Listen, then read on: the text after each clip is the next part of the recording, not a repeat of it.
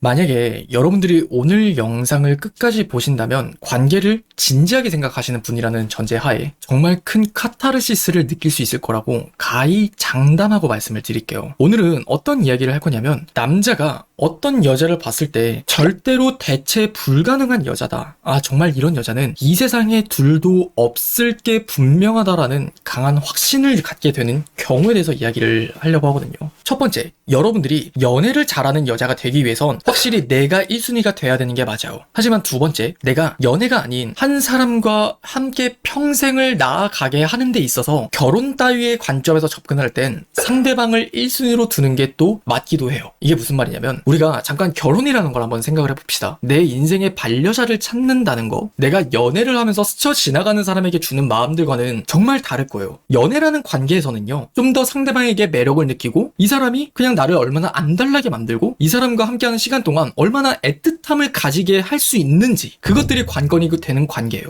하지만 우리가 좀 더 진지한 관계로 나아갔을 때, 내가 정말 힘들 때 내 인생이 가장 가까운 곳에서 옆에 있어줄 수 있는 사람이라고 생각을 한다면 당연히 그 사람이 1순위가 되어 갈 수밖에 없는 게 정상이에요. 자, 근데 여기서 제가 여러분들에게 첫 번째 카타르시스를 하나 선물해 드리고 싶은 게, 내가 상대방을 1순위로 두고자 하는 게 나를 1순위로 두는 것과 같은지 다른지를 한번 생각을 해보세요. 나를 1순위로 두었을 때는 내가 어떻게 하면 좀 더 잘 될 수 있을까, 어떻게 하면 내가 좀 더 행복해질 수 있을까를 생각하면서 늘 언제나 내가 1순위가 돼요. 근데 내 남자친구가 1순위라고 해서 그 사람에게 그런 감정을 가질까? 대부분의 사람들은 그렇지 않아요. 그냥 대부분의 사람들은 그냥 내가 1순위가 되었으니까 나한테 더 연락해줘야 되고, 나한테 그냥 더 표현해줘야 되고, 나를 더 많이 만나줘야 되고, 나를 더 채워줘야 돼. 이런 이기심을 1순위라고 보기 좋게 포장하는 경우가 많다고요. 근데 이것들을 딱 한 번만 바꿔서 생각을 해보세요. 정말 나를 1순위로 똑같이 두면서 생각할 수 있는 인생의 누군가가 한 명 더 있다라고 생각을 해보자고요. 도플갱어 생각을 해봐요. 내가 둘이 있는 거예요. 그럼 한 명은 내가 교대로 이제 월요일부터 토요일까지 내가 월수금 출근할게, 너가 화목도 출근해. 그리고 밥을 나눠서 먹는다던가, 혹은 한 명은 독서를 하고 한 명은 게임을 하고, 한 명은 친구를 만나고 나는 집에서 또 잠을 자고, 이런 도플갱어가 있다고 생각을 해보자고요.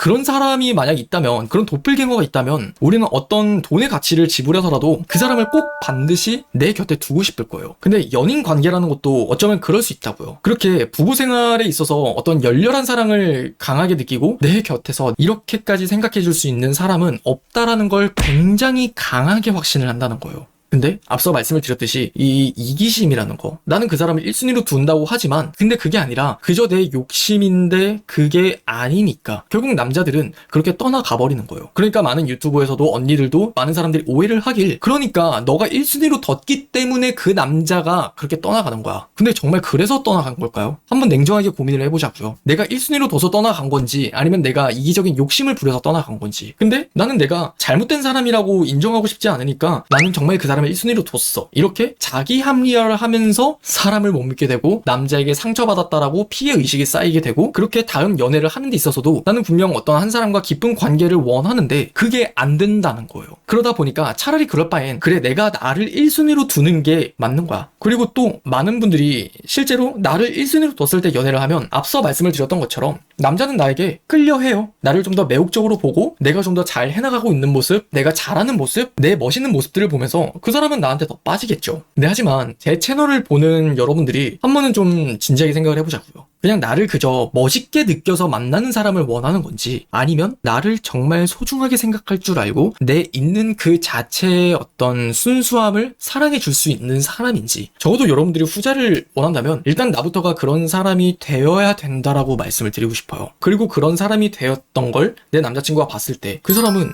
절대 놓칠 수 없는 여자가 된다는 거죠. 만약에 그 남자가 놓칠 수도 있어요. 근데 그럼 제가 단언컨대 말씀을 드리는데 그 남자의 우매함 때문에 여러분 같은 여자를 놓친 거라고 말씀을 드릴게요. 그리고 두 번째로 말씀을 드리고 싶은 건, 우리가 연애라는 걸 대체 왜 할까라는 문제를 한번 던져봤으면 좋겠어요. 대개는 이런 이야기를 하실 거예요. 그래도 함께 즐거움을 쌓을 수 있으니까, 그래도 내가 기댈 수 있는 사람이 있으니까, 정말 가장 가까운 친구가 생기기도 하니까. 근데 결국 본질적인 의미로 접근해서 들어가면 결혼할 사람을 찾기 전에 내가 썸을 타듯 물색하는 과정이 불과해요. 아무튼 왜 이런 이야기를 했냐면, 했냐면 연애를 하는 이유가 그렇다라고 하면 우리는 좀 더 생산적으로, 좀 더 매력적으로, 좀 더 잘 해볼 수 있다라는 거예요. 제가 제 사례를 하나 소개를 시켜드리고 싶은데 제 지인 중에 어떤 한 여자를 봤었대요. 그 여자는 어떤 여자냐면 자기 형의 형수였다고 해요. 근데 그 형수를 보기 전엔 본인이 거진 30년의 인생을 살면서도 여자에 대한 편견이 있었다고 해요. 예쁜 여자는 다 그냥 뭐 화류에서 일하는 사람이야. 예쁜 여자는 다 머리가 텅 비었어. 그냥 내가 나중에 결혼을 할 땐 연애는 그냥 예쁜 여자랑 하고 결혼은 그냥 나중에 좀 외모는 좀 떨어지더라도 자기를 좀 못 가꾸더라도 똑똑한 여자랑 결혼하고 싶어. 이렇게 연애와 결혼을 좀 따로 구분했었대요. 근데 자기 형의 형수를 보면서 여자가 외모도 예쁘고 자기 관리도 잘하는데 이렇게 똑똑하기까지 할 수도 있지? 그런 여자가 세상에 존재한다는 걸 처음 깨달았었대요. 저는 그러한 이야기도 들었을 때 연애와 결혼을 따로 생각하는 게 아니라 내가 결혼을 할 사람인가에 대한 고찰을 봤을 때 이 사람은 내가 안 지는 얼마 안 됐다 하더라도 결혼까지 생각을 하는 관점에서 이 여자를 보는 거랑 그리고 그냥 뭐 이 남자 뭐 대충